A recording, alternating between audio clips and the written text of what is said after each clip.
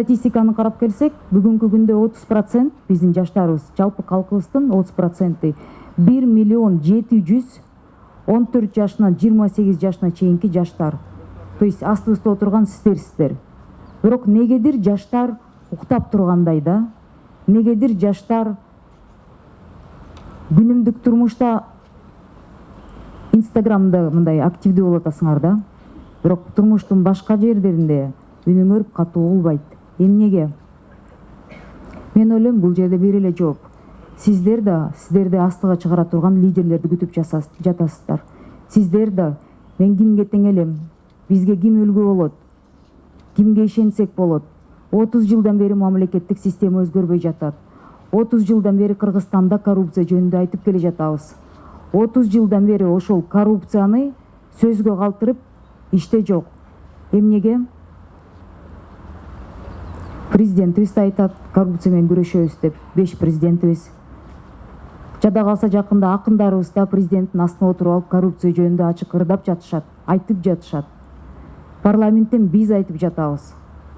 Бирок парламентке 6-союзга келген жаштар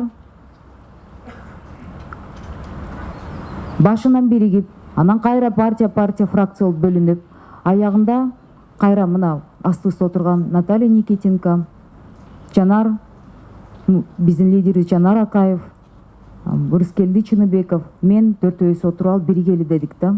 Ошондо коррупция менен кандай күрөшсө болот? Коррупциянын эми буну деген миң жылдап деген күрөшө албаган адамдар, бирок негизи аябай төмөндөштүрүп, аябай чекке мындай жокко чыгарууга аракет кылуу үчүн санариптештирүү системасын ойлош керек, санариптештирүү механизмдерин ойлош керек.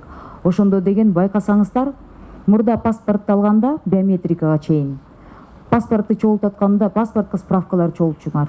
Эми сиздер эмес, ата-энеңер да. Квартальный барат, аяктан акча берилет, взятка берилет, пара берилет.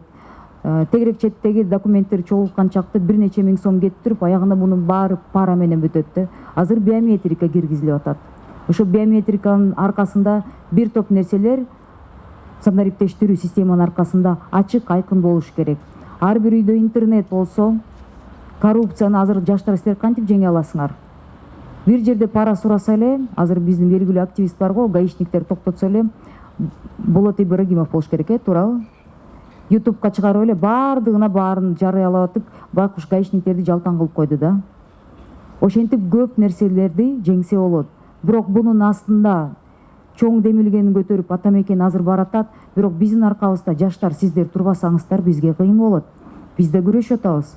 Бизге чейин 10, 20, 30 жыл парламентте 2, 3, 4, 5, 6 созув подряд келген депутат байкежелер, аткаруучу бийликте министрлер болуп иштегендер, чоң вице-премьер-министр, премьер-министр болуп иштегендер кайра эле парламентке келем деп атышат да. Эчтеке өзгөрүлбөйт деп. Бүгүнкү күндө атамекендин тизмесин баардыңар карап чыктыңыздар, баардыңар билесиздер. Ушул чогулган адамдар биригип алып туруп, жаңы дем деген чоң лозунг менен биз чыгып атабыз. Жаңы дем деген лозунгдун астында коррупция менен күрөшүүдө санариптештирүү системалар колдонуш керек.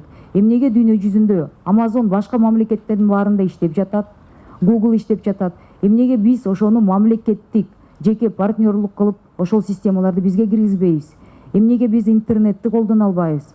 Пандемияда деген билим берүү системасында мына коллегаларым айтып кетти. Саламаттык сактоо системасында коллегаларым айтып атат. Кандай бир топ кыйла жөнөкөй нерселер күнүмдүк турмушка бүгүнкү күнгө чейин киргизилген жок. Бунун баарын киргизүүнү пландаштырып биздин программабыздарга киргизип жатабыз. Эң негизги, эң алдыда турган, айтылып кете турган нерсе бул коррупцияны жеңүүдө адамдык фактор жокко чыгыш керек.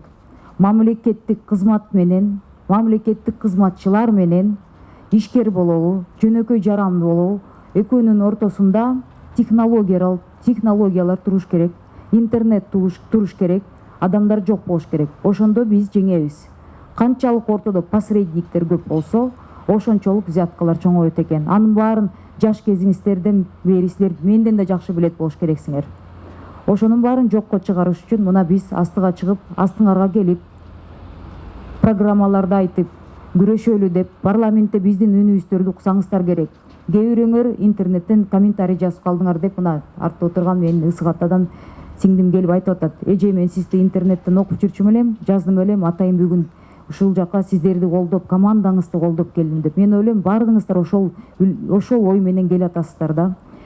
Биз сиздердин келечегиңерди ойлоп, астыга чыгып ойлоно турган нерселер көп. Оппозиция партиясы менен барган жеңил эмес. Ишкерликтен келген мен үчүн да бул жеңил эмес болду. Менин жакындарым да бир топ ойлоду. Ойлонуп турду да, ойлоду да, аягында бул чечимге келгенде мен шылтаган, мен мындай чоң үлгү кылган адамдар Наталья Никитенко, Жанар Акаев, Рыскелди Момбеков, ушул 4 депутатты мисал кылтырып мен айттым. Ушул адамдарга мен ишенем, ушул адамдар менен барам. Эртеңки күнү жаштардын астында менин жүзүм таза болсун. Эртеңки күнү жаштарга биз да үлгү бололу. Эртеңки күнү жаштар бизди бир 20-30 жылдан кийин мени Панфилов Держинкадан жолугуп алып, эжеке эмне кылып бердиң деп суроо бергенде, менин маанайым жагырык болуп жооп бергенде болоюн деп Атамекен партиясына кошулдук. Биз биригип атабыз, жаштар. 1.700.000 жаштарыбыз ойгонуш керек. 1.700.000 жаштарыбыз ойлонуш керек. 1.700.000 жаштарыбыз биригиш керек. Ошондо буюрса, коррупцияны да жеңебиз, акыйкатсыздыкты да жеңебиз. Бир муштум болуп, Атамекендин чоң желегин астында баардыгыбыз чогулабыз. Биз сиздерди коргойбуз. Сиз биздерге дем бересиздер. Рахмат.